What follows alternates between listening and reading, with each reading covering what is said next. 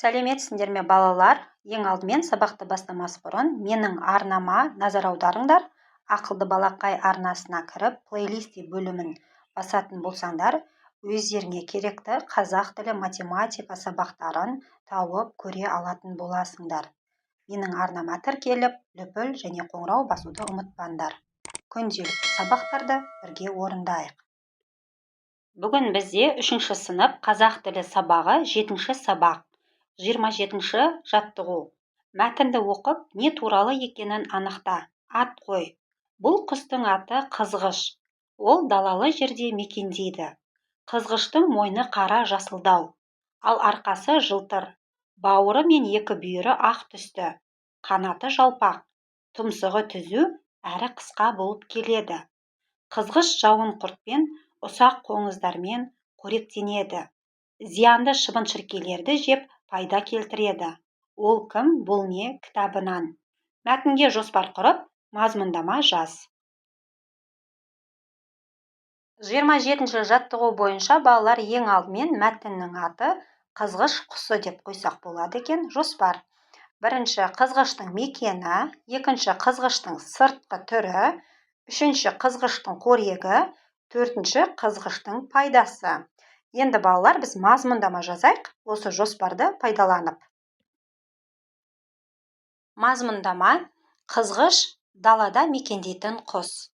Оның мойны қара жасыл, арқасы жылтыр, бауыры мен екі бүйірі ақ болады.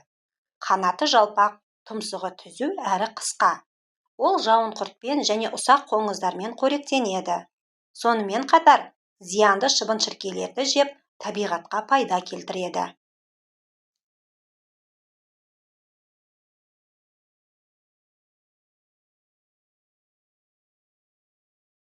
Келесі 28-ші жаттығу. Мәтінді оқы. Үкі жемін түнде аулайтын жыртқыш құс. Оның басы үлкен, көздері бақырайған, қауырсындары жұмсақ. Ол ұшқанда дыбыссыз қанат қағады. Қазақстан құстары кітапшасынан. Оқығандарың сипаттау мәтіні екенін дәлелде. Оған ат қой. Жыртқыш құс, үкінің түр түсі, оның пайдасы. Осы жоспар арқылы мәтін бөліктерін талда. Қай бөлік жазылмаған? Соңғы бөлікті құрастырып айт. 28-ші жаттығу бойынша балалар, бұл сипаттау мәтіні.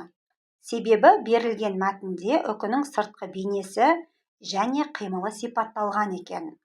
Енді балалар, бізге осы мәтінге ат қой деген, мәтіннің аты үкі түнгі жыртқыш құс деп қойсақ болады екен.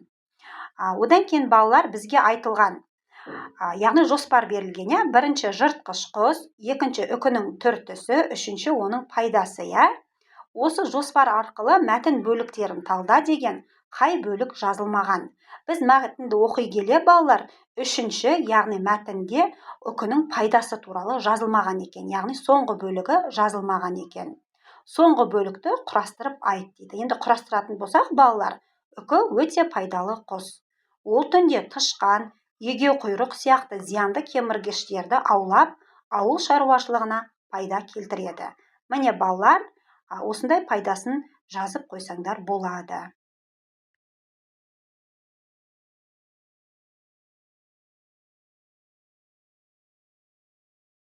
Шығармашылық үзіліс. 29-ші жаттығу. Жұмбақты оқып, шешуін тап. Баласын тізіп соңына, сүңгіп жүріп үйретті. Су жұқпайтын тонына кім біледі? Жауабы балалар, үйрек екен. Нұрғали Оразұлы.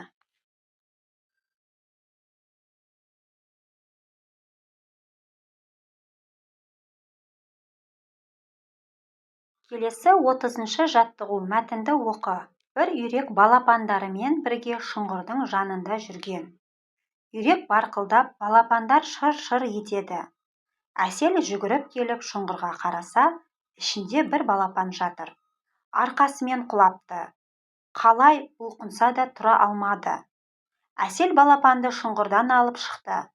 Ол анасы мен балапандарға қарай жүгірді. Жыл 12 ай журналынан.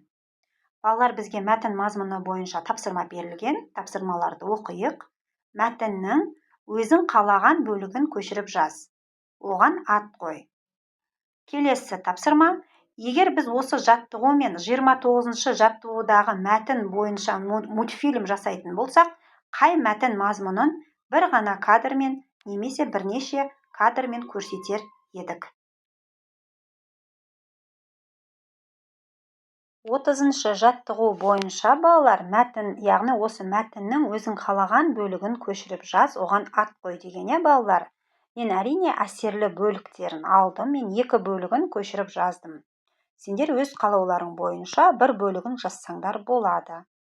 Енді біз мәтінге ат қоятын болсақ, балалар, Әселдің мейірімі деген мәтінге ат қойдым. Ал енді бөлігін көшіріп жаздым, балалар. Әсел жүгіріп келіп, шұңғырға қараса, ішінде бір балапан жатыр. Арқасымен құлапты. Қалай бұлқынса да тұра алмады. Әсел балапанды шұңғырдан алып шықты. Ол анасы мен балапандарға қарай жүгірді. Келесі балалар, тапсырма берілді бізге. Егер біз осы жаттығу мен 29-шы жаттығудағы мәтін бойынша мультфильм жасайтын болсақ, қай мәтін мазмұнын бір ғана кадрмен немесе бірнеше кадрмен көрсетер едік деген, Осы 30-шы жаттығудағы балалар осы мәтін бойынша, яғни Әселдің балапанды құтқаруын бірнеше кадрмен, яғни кадрмен көрсетуге болады екен. Бірінші, үйрек пен балапандары шұңғырдың жанында жүргенін, одан кейін екінші, бір балапан шұңғырға құлап қалатын кадр, одан кейін Әсел жүгіріп барып балапанды көтеріп алғаны туралы, және балапанды анасымен қайта табыстырғаны туралы осындай бірнеше кадрмен түсіруге болады екен. Ал 29-шы жаттығудағы мәтін бойынша, яғни үйректің балапандарын суға үйретуі, ол бір ғана кадрмен көрсетуге болады екен. Яғни үйрек балапандармен бірге суда жүзіп жүрген сәтті. Осымен балалар, бүгінгі сабағымыз аяқталды. Келесі сабақта кездескенше.